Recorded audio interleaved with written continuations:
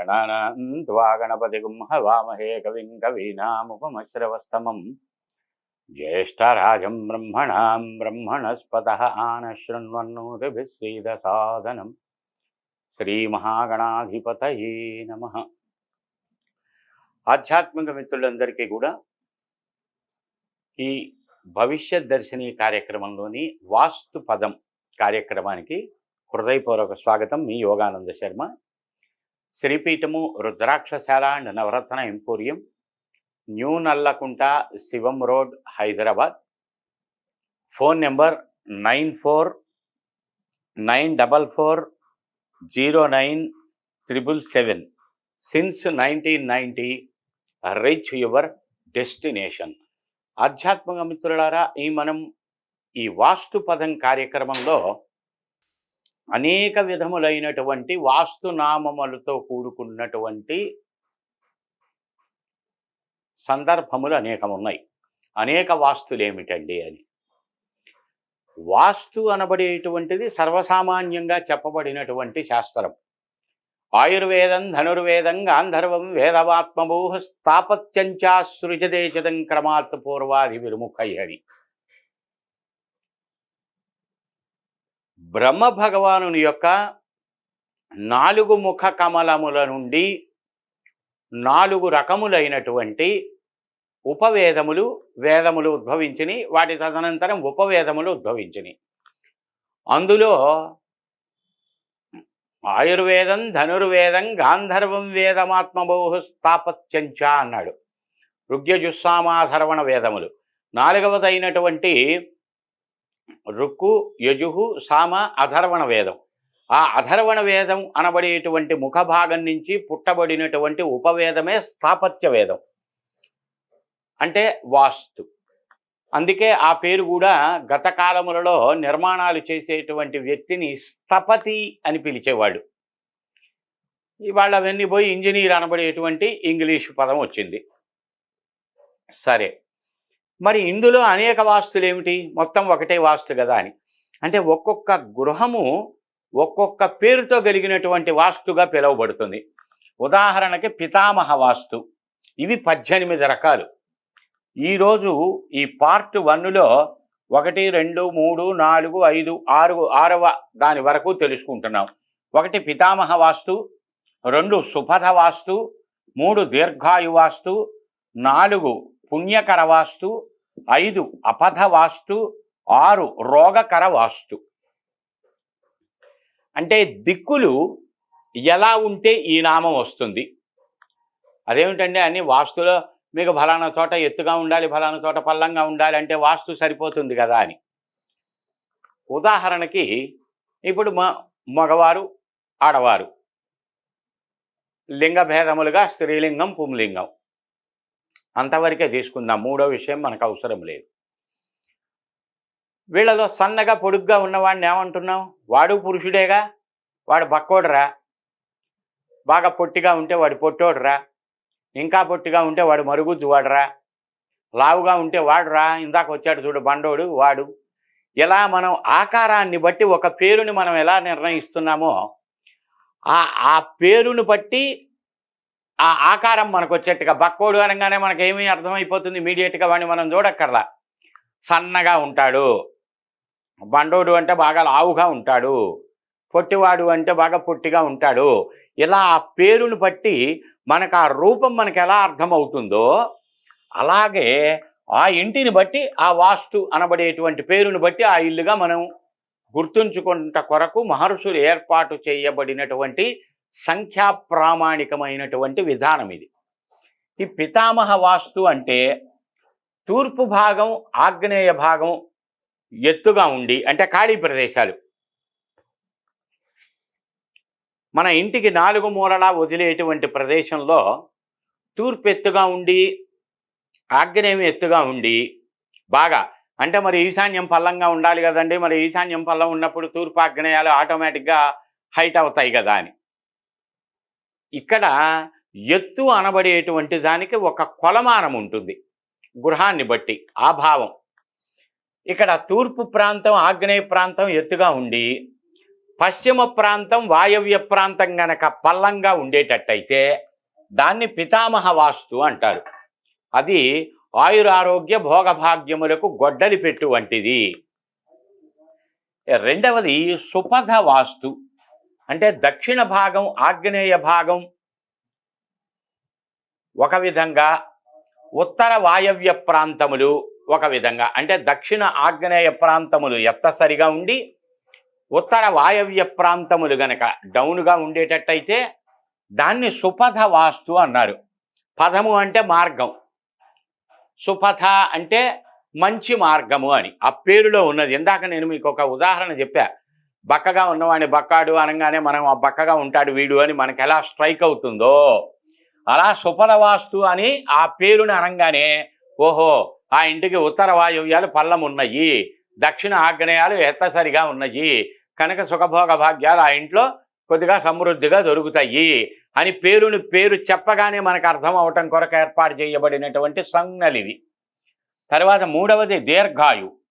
ఉత్తరం ఈశాన్యం పల్లంగా ఉండాలి. ఉత్తర భాగం ఉత్తర నుంచి వచ్చే ఈశాన్యం పల్లంగా ఉండి దక్షిణ భాగం నైరుతి భాగం ఎత్తసరిగా ఉన్నప్పుడు దాన్ని దీర్ఘాయు వాస్తు అంటారు. ఇది ఆరోగ్యాన్ని, ఐశ్వర్యాన్ని, ప్రశాంతతని కలగజేస్తుంది. ఇది ఇంటికి కాదు సుమా, ఇంటి వెల్లపల ఉండేటువంటి ఓపెన్ ప్లేస్కి మాత్రమే చెప్పబడుతున్నటువంటివి 18 భాగాలు. నాలుగవది పుణ్యక వాస్తు. అంటే తూర్పు భాగం ఈశాన్య భాగం పల్లంలో ఉండాలి, పశ్చిమ భాగం నైరుతి భాగం బాగా ఎత్తసరిగా ఉండాలి. ఉన్నప్పుడు దాన్ని పుణ్యక వాస్తు అంటారు. పుణ్యక అనబడేటువంటి పేరులోనే పుణ్యములు అంటే సంపదలు. యా దత్తేషు యానారి యా దత్తేషు యద్ధనం పూర్వపుణ్య కర్మ ఫలసారేణ అని పూర్వజన్మలో మనం చేసినటువంటి పుణ్యముల యొక్క ఫలితంగా ఈ జన్మలో భార్యకు భర్త, భర్తకు భార్య, సంపదకి మనం, మనకి సంపద తోడవటం జరుగుతుంది అని.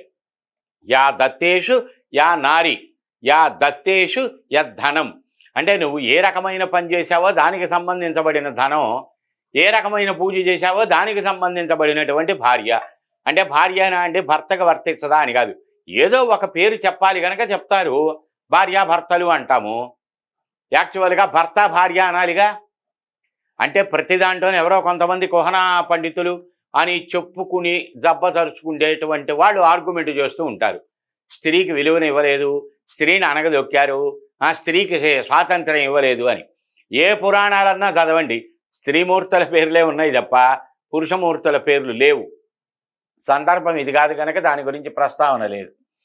తర్వాత కనుక పుణ్యములు అనబడేటువంటివి ఈ గృహానికి అందుబాటులోకి వస్తూ ఉంటాయి, అందులో నివసించేటువంటి వారికి.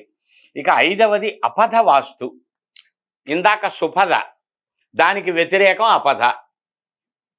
అంటే సరైనటువంటి మార్గము కానటువంటిది అని అపథ. సరైన మార్గము, మంచి మార్గం అనబడేటువంటిది సుపథ. సుజ్ఞాని, అజ్ఞాని అలాగా. ఇక్కడ తూర్పు ఆగ్నేయం పల్లంగా ఉండి